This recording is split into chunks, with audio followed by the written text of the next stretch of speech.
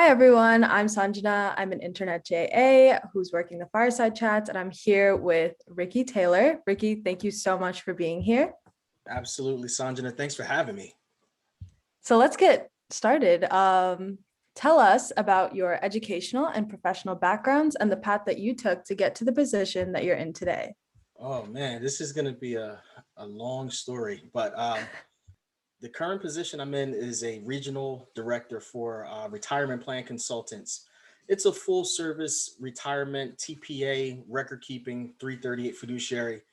Essentially, we design corporate retirement plans from 401k to 403b, even cash balance plans. How did I get here? That's the long story because, if you think about where I've come from, I grew up in the city of Camden, did all my schooling in Camden, graduating from Woodrow Wilson in 1993. When I graduated from Woodrow Wilson, I thought I wanted to be a doctor. I had taken some classes like the EMT class, which was offered in high school. I took that and I did very, very well in it. And it just seemed like my natural progression would be going into the sciences and ultimately becoming a doctor. Well, as I mentioned, this is a kind of a long story, but after graduating high school, I was recruited to play football. I was recruited by 16 different schools. I was accepted by 14, but I didn't think I was big enough to play college football. So I decided I was going to focus on my studies. And with that, I got accepted into the Health Careers Program, which is a pre med program at Montclair State University. I did that. I went in, I realized that, you know what? I really miss football. So I started playing football again. But that's a different side of the story. Over the course of my college career, I'm studying biology as a major and thinking, yeah, I'm in this pre med program. I'm going to be a doctor and, things are going to be great. It's not how it went. Okay. During my senior year, I quickly realized, you know what? I don't think medicine is for me. I don't think the medical profession is for me. And I'm going to be frank with you. All right. One, I didn't think my grades were good enough. Two, I think I partied too much. Three, I kind of lost the passion for it. Okay. So if you add all of that together, Rickie's changing his major. All right. So I did change my major my senior year from biology to sociology. I did keep biology as a minor because I put a lot of work into it. But during my senior year, we actually had a career fair. So I went to this career fair and there was nothing there for biology students at the time. So I had a conversation with a gentleman from a finance company. And he said, he was honest with me. He said, well, we don't have anything for biology majors. We don't have anything for sociology majors. But if you want to take this exam, go right ahead. So I asked him, well, what's the exam? He said it was basically an aptitude test to see how well you would fit into financial services. I did take the test and I scored in the top 25% of the country, he told me. And he said, man, you have to work for me. Your scores are so high. But I didn't take the job. Obviously, I still needed to graduate and then I putzed around and did some other things. And finally, having some monies to invest, this guy was the first person that I thought about. And I took my money to him and he eventually told me, he said, listen, I still have this opportunity for you if you'd like to come work for us. And that's when I took it. Okay. And that was, I think, late 90s. And, I putzed around to a couple of other financial companies until finally landing at Retirement Plan Consultants.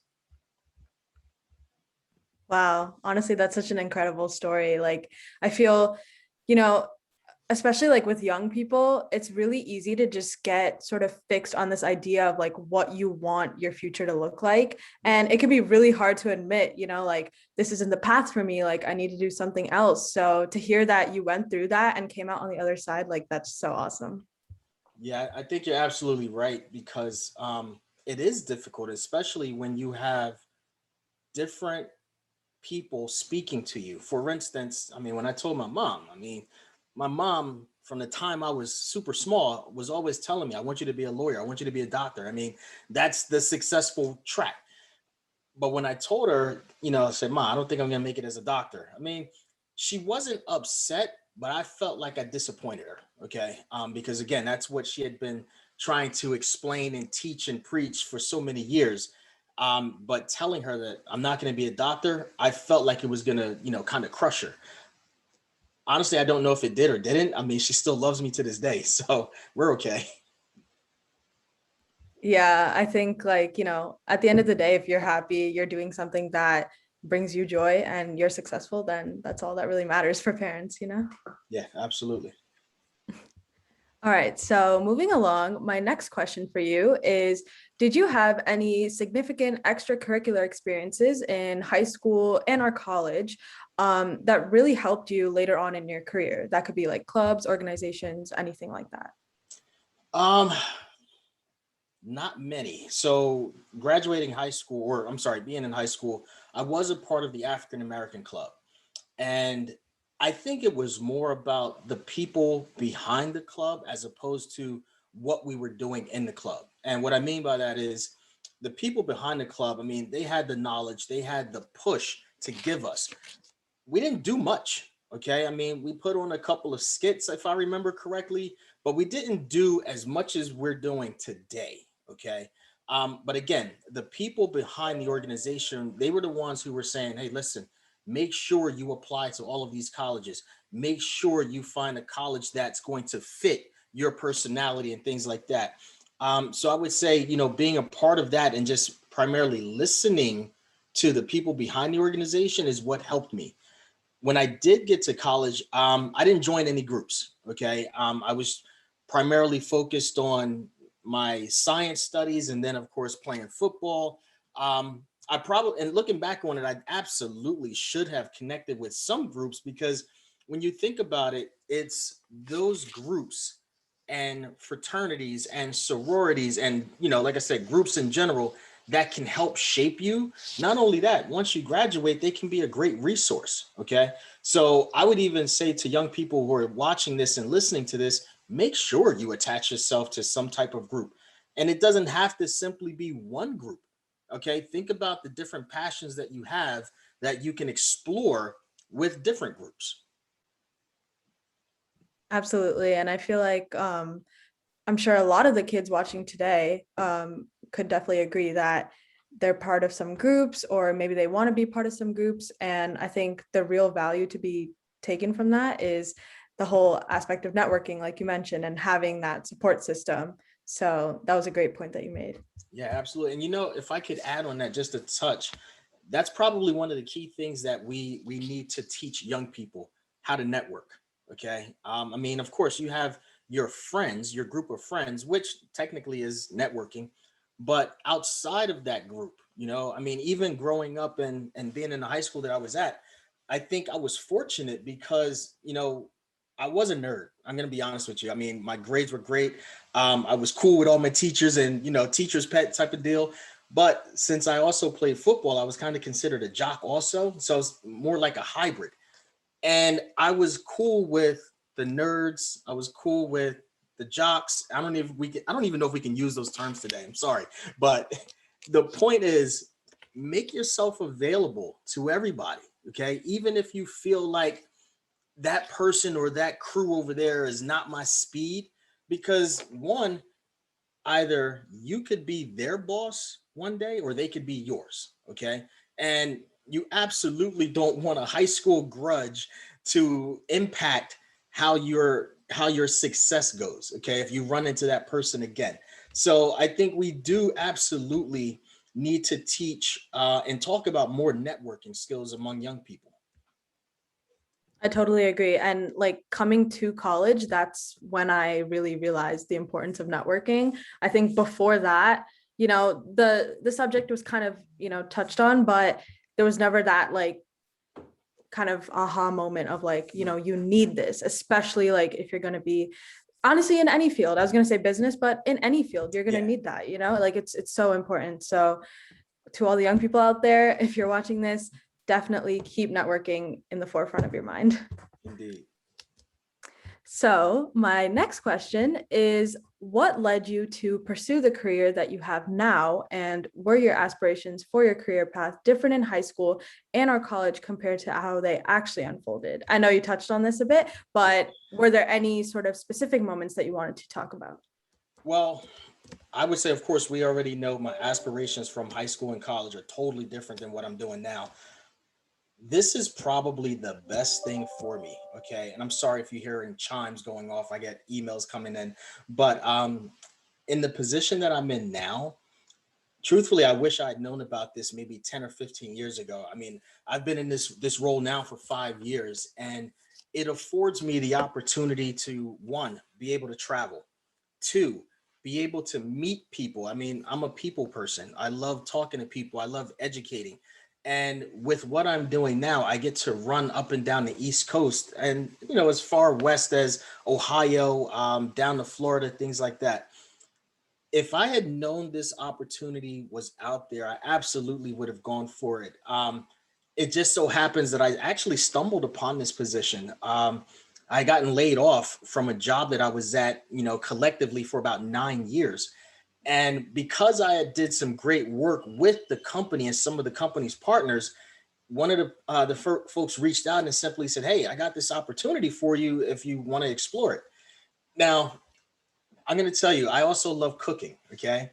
When the suggestion was made to take a look at this company, I actually said no, because I wanted to buy a food truck and simply see how far my culinary career would take me. So I literally said, no, I'm going to buy a food truck.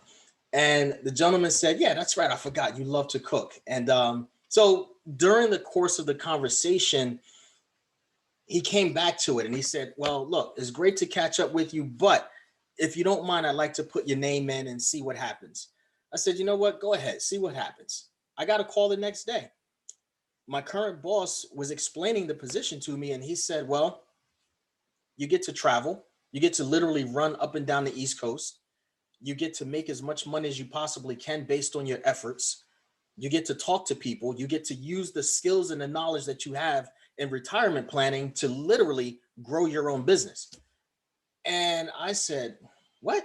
Wait a minute. Where was this my entire career? Okay. But you know what? Maybe I simply wasn't ready. All right. So I use what I know now to talk to younger people about going after their dreams. This current position is hopefully the last position that I'll do in the financial services arena, because number one, I'm having a ton of fun. And like I said, I enjoy traveling. I enjoy eating out. I enjoy networking. I enjoy entertaining.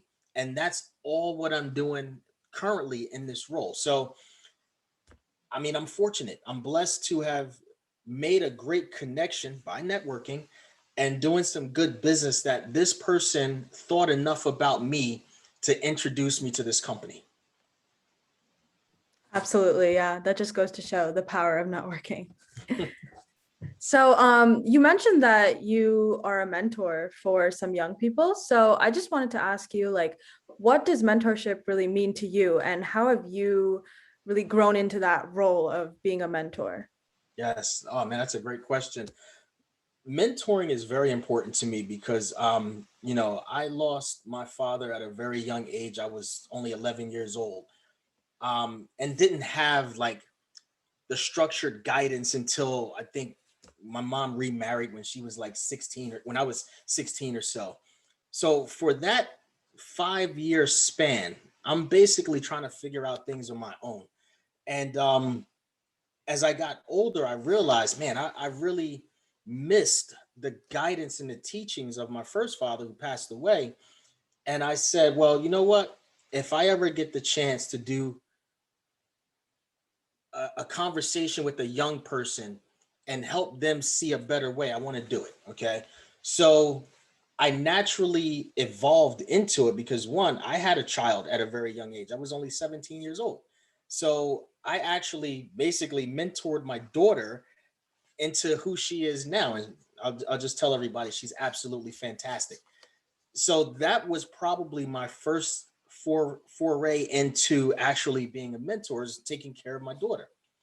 But other young people who needed a great role model or a strong figure in their life, through my church, through just regular business networking. I mean, even yesterday, I had a great conversation with a young man who just took a job at a great insurance company. And he said to me, he said, man, I really appreciate you reached out to me, which I did.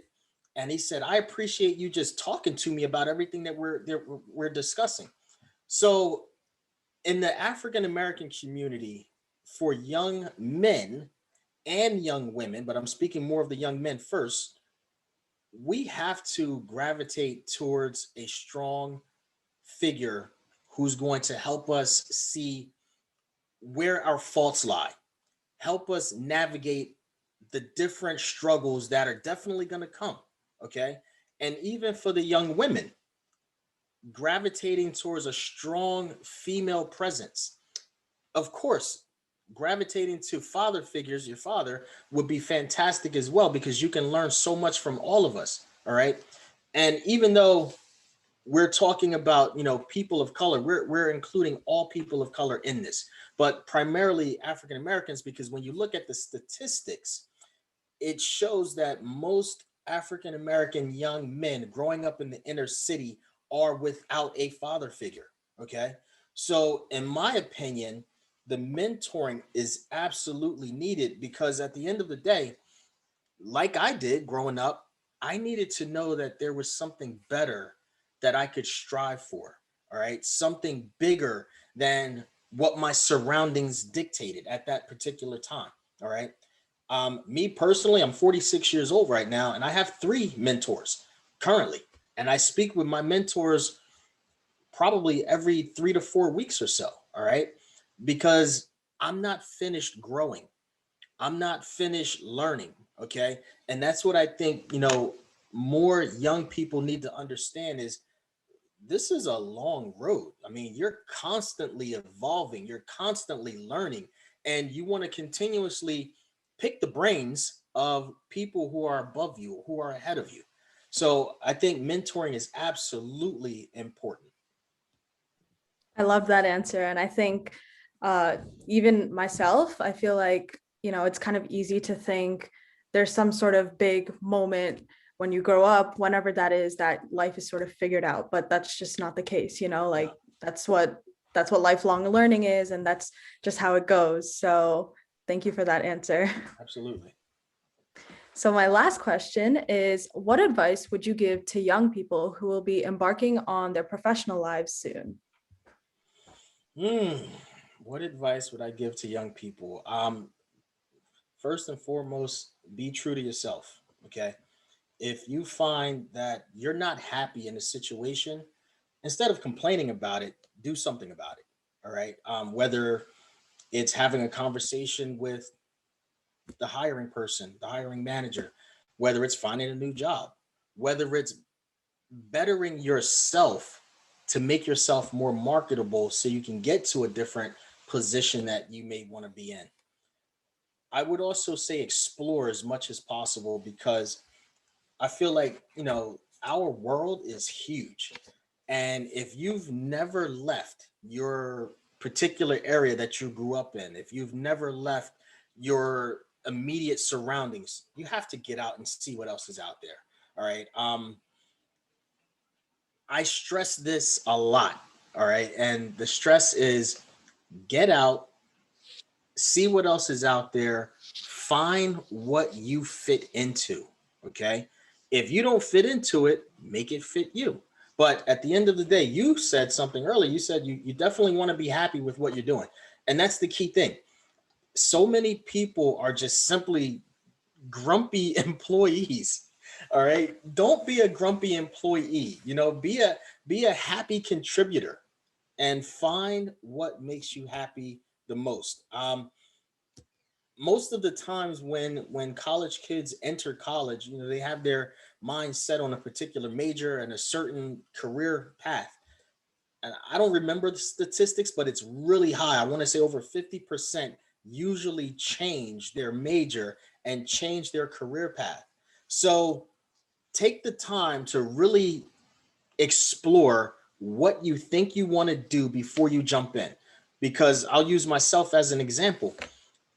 If I had paid more attention to my internal, I probably would not have gone pre-med. Okay. I probably most likely would have done something in business, specifically international business, because again, my love of traveling, my love of getting deals done, that's absolutely up my alley. And I would not have wasted a ton of money. I'm not going to say it's a waste because I did get a degree, but let's just say I have more bills than I probably should have because I spent more time in school. But the point is, I absolutely would have done something different if I was really paying attention and taking like an internal inventory of my likes and dislikes. So I hope that answered it. No, it absolutely did. And I think an interesting thing that you brought up was, the statistic about changing your major. And I feel like it's really easy to kind of have that preconceived notion of, like, oh, it's taboo or it's weird to like change your major. Like that's not normal, but it definitely is. And Right. there's nothing wrong with it, like the whole point of college is to go in and explore and see what you like.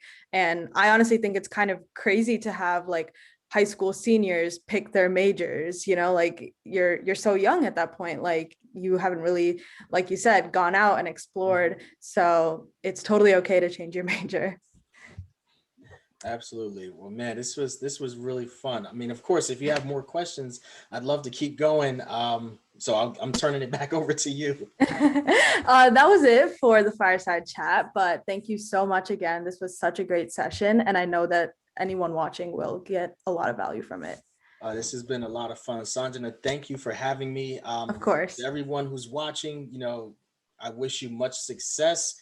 And here's the most important thing that I'm gonna probably leave you with: just keep having fun. All right. If you're not happy with what you're doing or where you are, find what makes you happy, because at the end of the day, that's probably the most important thing to your internal, is keeping yourself happy. Absolutely. Thank you so much again. Absolutely. Thank you.